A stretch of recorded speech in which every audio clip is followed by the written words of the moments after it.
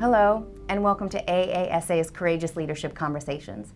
I'm Summer Kriegshauser, and today we'll be focusing on superintendent leadership in implementing an alternative school breakfast program. Joining me today is Robert Avossa, superintendent of Fulton County Schools in Atlanta, Georgia. Welcome, Robert. Thank you so much for joining us today. Thank you for giving me an opportunity to share a little bit about our work. Pleasure to have you here. Robert, why don't you start off by telling us a little bit about Fulton County Schools?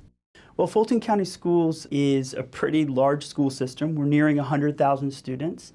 We're the largest non-contiguous school system in the nation, which means we're broken up into two large geographic areas, north and south of the city of Atlanta.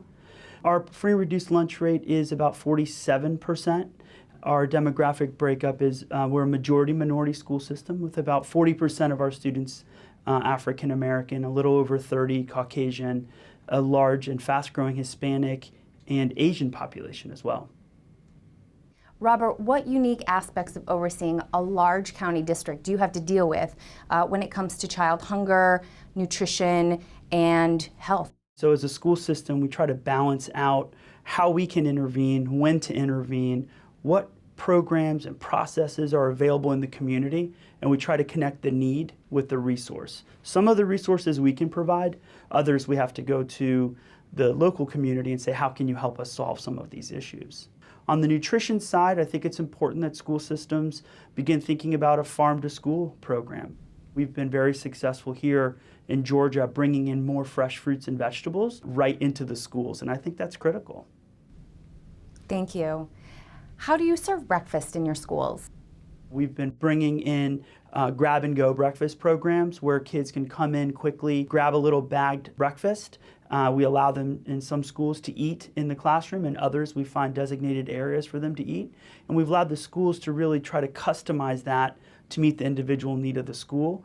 And also the principal. At the end of the day, this is about change management. It's about giving people an opportunity to own the process. Great.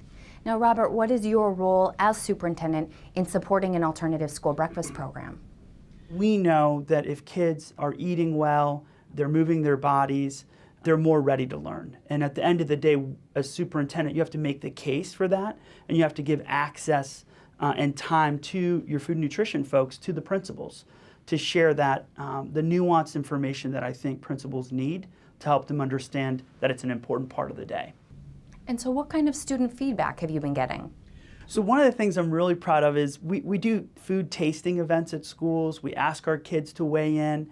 You know, our city school systems and county school systems are changing. So we've got some parts of our community that are heavy Asian, for example, and the kids want certain types of foods.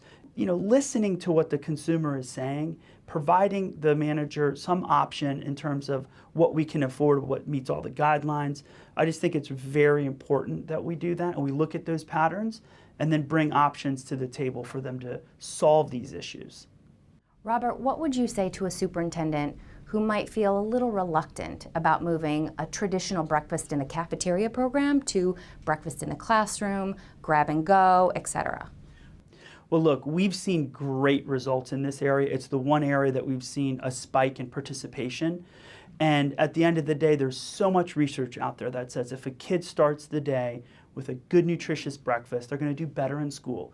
That is the first case. Superintendents all are being held accountable for student achievement.